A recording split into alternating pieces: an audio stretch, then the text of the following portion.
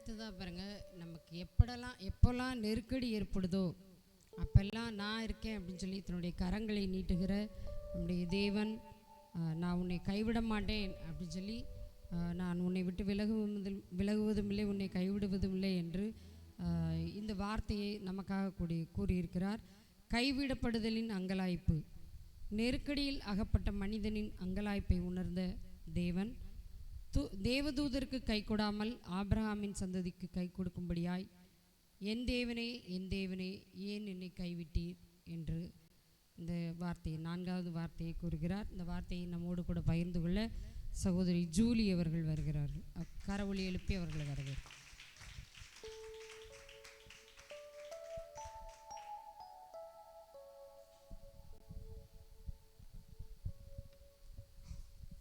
ஆண்டவராக இயேசு கிறிஸ்துவின் நாமத்தில் உங்கள் யாவருக்கும் என் அன்பின் வாழ்த்துக்கள்.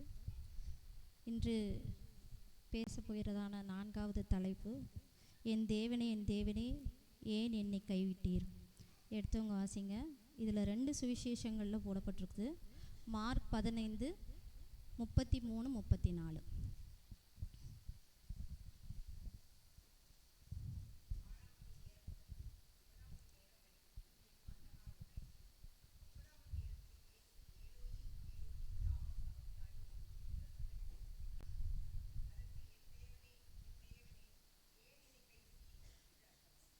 இதே மத்தேயு சுவிசேஷத்தில் 27வது அதிகாரம் 45-46.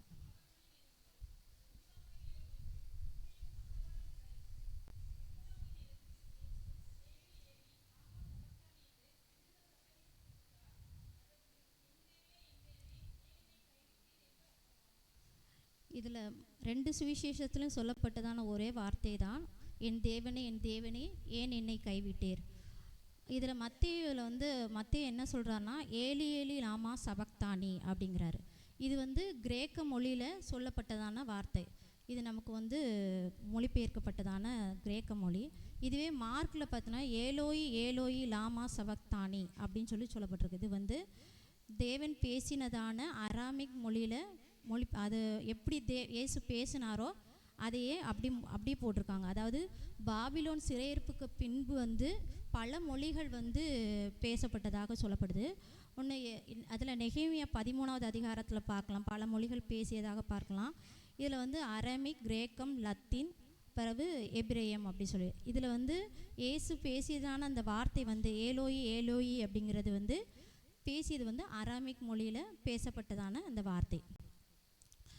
இதில் இதை பார்க்குறதுக்கு முன்னாடி இந்த சிலுவை மரணம் அப்படிங்கிறதுக்கான அந்த தண்டனை எப்படி, அந்த வரலாறை முதல்ல நம்ம தெரிஞ்சுக்கலாம். ஏன்னா இது அந்த தண்டனை அப்படிங்கிறது கிமு 71 உருவானது. இதை யார் இந்த இதை கண்டுபிடிச்சா அந்த மாதிரி தண்டனை கொடுக்கணும் அப்படின்னு சொல்லி பார்த்தா, மார்க்ஸ் லிசீனியஸ் அப்படின்னு சொல்லி ஒரு ரோமானிய படைத்தளபதி, இவர் தான் உருவாக்குறாரு. அவர் என்னென்னா, அந்த காலத்தில் அடிமைகள்லாம் இருக்கிறாங்க. ரோமர்கள் காலத்தில் இருக்கிற அடிமைகள் அவங்க என்ன பண்ணுறாங்க அப்படின்னா, அந்த அடிமைகளை வாங்கி அவங்கள பயிற்சி விற்று நல்ல சாப்பாடெலாம் கொடுத்து அவங்கள என்ன நல்ல புஷ்டியாக வச்சு என்ன பண்ணுவாங்களாம், அவங்களெல்லாம் ஒரு கூட்டமாக வச்சுருப்பாங்களாம். அதுக்கு பேர் கிளாடியேட்டர் அப்படின்னு சொல்கிறாங்க. அந்த கிளாடியேட்டர்லாம் அவங்க என்ன பண்ணுவாங்க அப்படின்னா, ஒரு பயிற்சி கொடுத்து, அதாவது கொலேசியம் அப்படிங்கிறது ஒரு அரங்கம். அதை நிறைய இடத்துல நம்ம நெட்டில் கூட பார்க்கலாம். அந்த அரங்கம்லாம் இடிஞ்சு போன மாதிரிலாம் பார்த்துருப்போம். அந்த அரங்கத்தில் என்ன பண்ணுவாங்களாம், சண்டை போட வைப்பாங்களாம். ரெண்டு அடிமைகளை சண்டை போட விட்டு அவங்கள சாவை நோக்கி போகிற அளவுக்கு சண்டை போட்டு இதை ரசிக்கிறது தான் அந்த ரோமனர்களோட வழக்கமாக இருந்தது. அப்போது இருந்ததான ஒரு அடிமை, அவர் பேர் ஸ்பார்டகஸ் அப்படின்னு சொல்கிறாங்க. அந்த ஸ்பார்டகஸ் என்ன பண்ணுறாரு, இதை சகிக்க முடியாமல் ஒரு கூட்ட ஜனங்களை திரட்டி அவங்களுக்கு எதிராக, அதாவது ரோம செனட் அப்படின்னு சொல்லி, அதாவது பண்டைய ரோமனர்கள் இருந்த ஒரு அரசியல் அமைப்பு தான் இந்த ரோம செனட் சொல்கிறாங்க. அவங்களுக்கு எதிராக ஒரு கலகம் செய்கிறாரு. எப்படின்னா, கிமு 73-71 இந்த கலகம் செய்யும்போது இதை யாராலையுமே அவங்களால அடக்கவே முடியலை. ஏன்னா ரோமர்களை இந்த அடிமைகள் மேற்கொண்டுட்டே வராங்க. அவங்கள முறியடிக்கவே முடியலை. அதனால் அவங்க என்ன செய்கிறாங்க, ஒரு ரோம தளபதி, அவர் ஒரு நல்ல செல்வாக்கு மிக்கவர், அவரை கூப்பிட்டு இந்த இதை அடக்கிறதுக்கு நீங்கள் தான் வரணும் அப்படின்னு சொல்கிறாங்க. அவர் பேர் தான் மார்க்ஸ் லிசினியஸ்ன்னு சொல்கிறது. அவர் வந்து என்ன பண்ணுறாரு, இவரை கொன்று, அந்த கலகம் செஞ்ச தலைவரை கொன்று அதுக்கப்புறம் எல்லாரையும் கொலை பண்ணுறாரு. ஆனால் இதை வந்து பாடம் புகட்டணும், அந்த அடிமைகளுக்கு ஒரு பாடம் புகட்டணும்னு சொல்லி என்ன பண்ணுறாரு, அவங்களுக்கு ஒரு பயத்தை வந்து உருவாக்கணும் அப்படின்னு சொல்லி அவர் வந்து அந்த ரோமர் இருக்கிற அந்த ஒரு தெரு, அந்த ஒரு ரோடு சொல்லுவாங்க, அந்த ரோடு பேர் வந்து அப்பியா லாங்கர் ரெஜினா வயர் அப்படின்னு சொல்கிறாங்க. அது வந்து என்னென்னா உலகிலே மிக நீளமான ஒரு ரோடு. எவ்வளோ மீட்ரு இருக்கும்னா 62 கிலோமீட்டர் இருக்குமா, நேராக தான் இருக்குமா. அந்த ரோட்டில் அடிமைகள் 6000 அடிமைகளை என்ன பண்ணாங்களாம், 2 பக்கத்தில் மரங்களாக இருந்து மரங்களெல்லாம் வெட்டி சிலுவை மாதிரி, அதாவது மரம், இந்த சிலுவை மரம் மாதிரி செஞ்சு அந்த 6000 அடிமைகளை சிலுவை மரத்தில் தண்டனை கொடுத்தாங்களாம். அப்போ தான் உருவாக்கப்பட்டது தான் இந்த சிலுவை தண்டனை. இயேசுக்கு முன்னாடி, இயேசு பிறக்கிறதுக்கு முன்னாடியே இந்த சிலுவை தண்டனை வந்து இப்படி உருவாக்கப்பட்டதான் இது. அதுக்கப்புறம் தான் இயேசு வந்து பிறந்ததுக்கப்புறம் அவர் வந்து அந்த தண்டனைங்கிறது வந்து ரோமர்களுக்குள்ள தண்டனை கிடையாது. இது வந்து அடிமைகள் தண்டனை புரிஞ்சவங்களுக்காக கொடுக்கப்பட்ட சிலுவை மரணம். இதில் இயேசு வந்து இது பண்ணுறாங்க. இதில் வந்து இயேசு வந்து சிலுவையில் அப்படிங்கிறது நம்ம வந்து நிறைய பார்க்குறது என்னென்னா, ஆர்சி சர்ச்சிலலாம் அந்த சிலுவை மாதிரி ஒரு உருவத்தை தான் பார்க்குறோம். ஆனால் இந்த மாதிரி பார்ப்போம். ஆனால் இயேசு சுமந்தது இந்த மாதிரி இல்லை அப்படின்னு சொல்லி ஆராய்ச்சியாளர்கள் சொல்கிறாங்க. அது எப்படி இருக்கும்னா டீ வடிவத்தில் இருக்கும் அப்படின்னு சொல்கிறாங்க. மேலே அந்த எக்ஸ்ட்ரா பீஸ் மட்டும் இருக்காது, சிலுவை வடிவத்தில் இருக்குமா. அதில் ஒரு பீஸ் நேராக இருக்கிறதான அந்த பீஸ்க்கு பேர் வந்து ஸ்பேட்டிகுலம் அப்படின்னு சொல்கிறாங்க. அந்த ஸ்பேட்டிகுலம் இது குறுக்க இருக்கிறதான அந்த இதுக்கு பேர் என்னது அப்படின்னா பாச்சிப்புலம் அப்படின்னு சொல்கிறாங்க. இதைத்தான் இயேசு வந்து சுமந்துட்டு வந்தாராம். அந்த பாச்சிப்புலம் அப்படிங்கிறது அது மட்டும் 34லேருந்து 57 கிலோ வெயிட் இருக்குமா.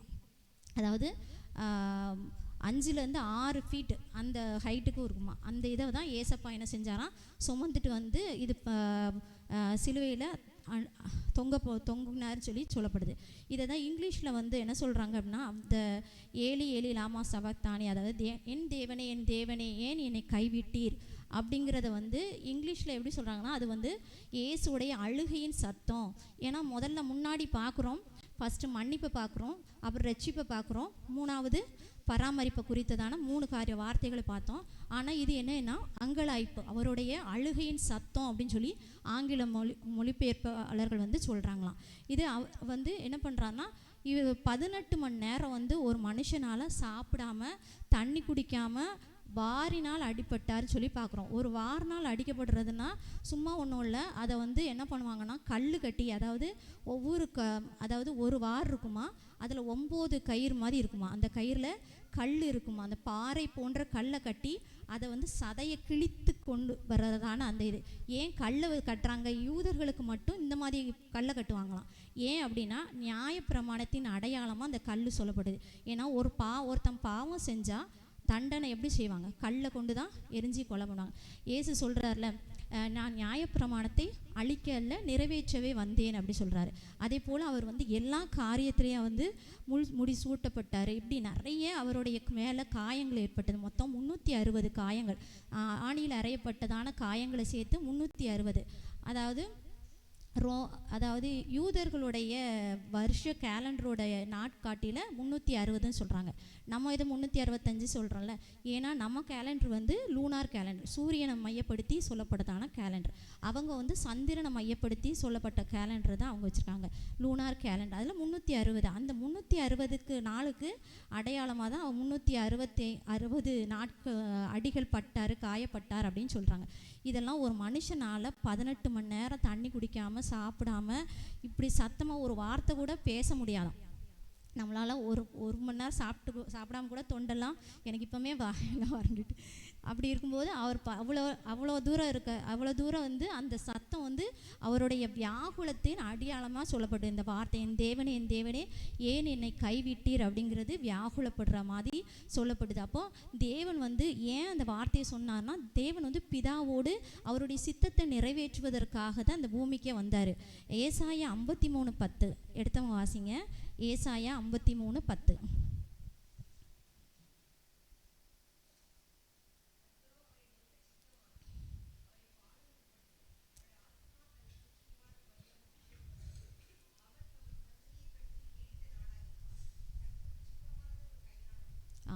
கர்த்தரோ அவரை நொறுக்க சித்தமாகி அவரை பாடுகளுக்கு உட்படுத்தினார்.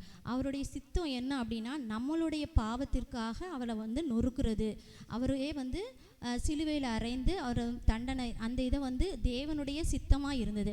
நம்மளுடைய மீறுதல் நிமித்தம் அவர் காயப்பட்டு, நம்மளுடைய அக்கிரம நிமித்தம் அவர் நொறுக்கப்பட்டார்.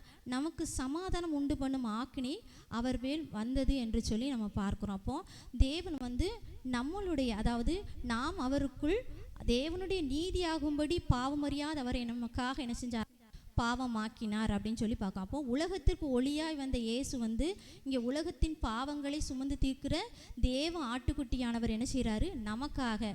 இப்போ நம்ம சொல்கிறோம்ல, ஒரு ஆடு வந்து அதாவது பலிகளை பற்றி நம்ம லேவிய ராகமத்தில் பார்க்குறோம். அதில் வந்து ஒரு ஆடுக்கு பதிலாக ஒரு ஆடு வந்து போக்காடாக விடப்படும் அப்படின்னு சொல்லி அந்த இடத்துல தான் நம்ம இருக்கிறோம். நம்மளுடைய தண்டனைக்காக என்ன செய்கிறாரு, நான் இருக்க வேண்டிய இடத்துல, நீங்கள் இருக்க வேண்டிய இடத்துல என்ன செய்கிறாரு, நமக்காக அவர் என்ன செஞ்சாராம், தண்டனை ஏற்பட்டார் சொல்லி. அப்போ அந்த வேதனை நிமித்தமாக சொல்லப்பட்ட அந்த வார்த்தை தான் அது. ஆனால் தேவன் வந்து எதிர்பார்க்கிற காரியம் ஒரு 2 காரியத்தை நம்ம பார்க்கலாம். பிரசங்கி 12:7 நானே வாசிக்கிறேன். இவ்விதமாய் மண்ணானது தான் முன்னிருந்த பூமிக்கு திரும்பி ஆவி தன்னை தந்த தேவனிடத்திற்கு மறுபடியும் போகாததற்கு முன்னே அவரை உன் வாலிப பிரயாணத்திலே நினை. அதாவது அதாவது இந்த நேரத்தில் நான் மறிச்சு போனா, இந்த நேரத்தில் தேவனுடைய வருகை இருக்குமானா ஏன் ஆத்மாவோ உங்கள் ஆத்மாவோ எங்கே போகும் அப்படிங்கிறத நம்ம வந்து சிந்திக்கணும். குற்றம் இல்லாதவர்களாக நம்ம இருக்கிறோமா?